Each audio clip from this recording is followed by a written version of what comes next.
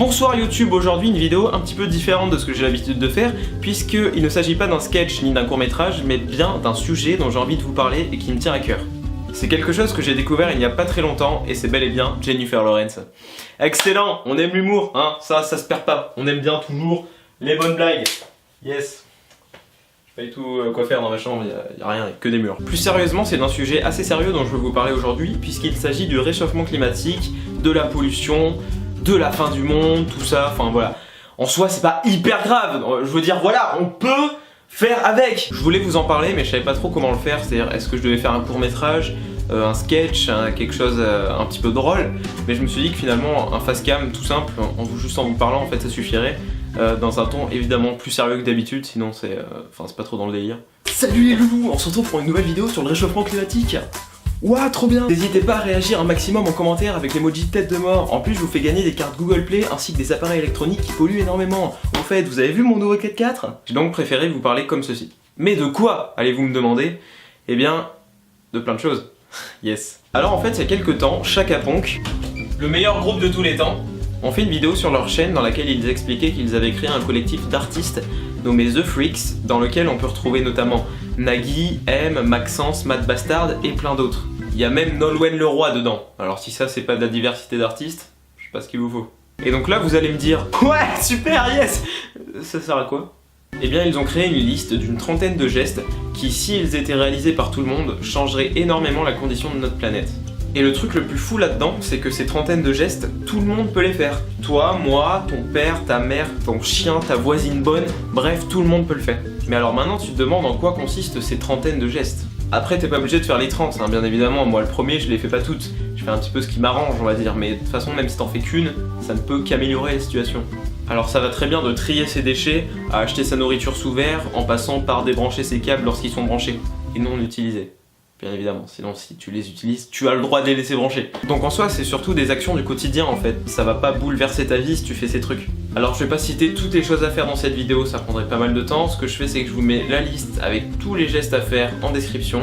Pour ceux qui sont intéressés, vous pouvez aller la voir et j'espère qu'il y en aura beaucoup. Mais alors en fait, pourquoi je vous parle de ça ? Ça n'a rien à voir avec les sujets que je traite habituellement sur ma chaîne, et en plus pour la plupart, vous vous en fichez un petit peu. Je dis ça sans critiquer, hein. Moi le premier avant, j'étais pas... Waouh.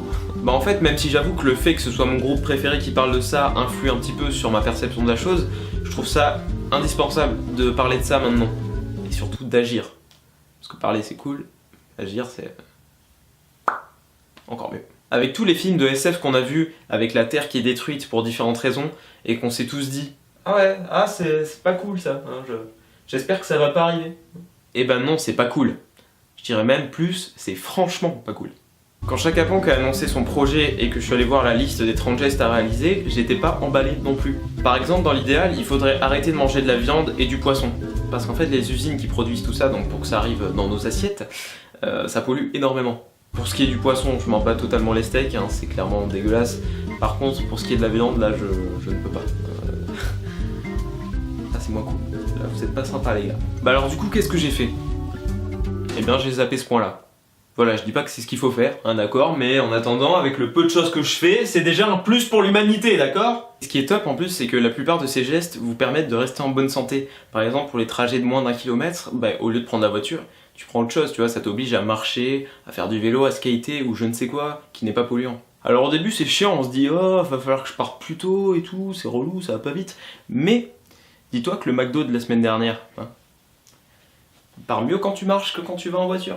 Et j'ai voulu mettre ce projet en avant parce que malgré que les artistes du collectif soient reconnus, ben les gens ne font pas forcément l'effort de réaliser ces gestes. Surtout que le fait qu'ils soient reconnus crée justement une barrière entre eux et nous. On peut ne pas avoir confiance ou douter de l'efficacité du truc. C'est pour ça que j'ai voulu en parler. Je me suis dit que le fait que quelqu'un de tout à fait normal et que vous connaissez pour la plupart en parle pourrait vous faire réfléchir à votre mode de vie. Et non, ça n'a rien à voir avec les sujets habituels de ma chaîne, mais il est important d'en parler parce que comment mes sujets habituels peuvent exister s'il n'y a plus de planète pour les créer ? Si on ne fait rien, les choses vont empirer jusqu'à ce qu'on ne puisse plus rien y faire, et à ce moment-là, on se dira que c'est trop tard. Parce que retenez bien qu'on ne se rend compte de la valeur des choses que lorsqu'on les perd, alors profitez vraiment de tous vos moments, mais toujours en essayant de penser à l'environnement. Je ne dis pas que faire tous ces gestes changeront la face du monde, mais comme le dit Fra, si on attend que les politiques fassent quelque chose, il ne se passera rien. On s'est toujours battu pour avoir le choix, alors si quelqu'un peut changer la donne maintenant, c'est nous. Évidemment ça prendra du temps, on n'y arrivera pas en 1 an, mais au moins on essayera. Et si on essaye, on fera forcément bouger les choses.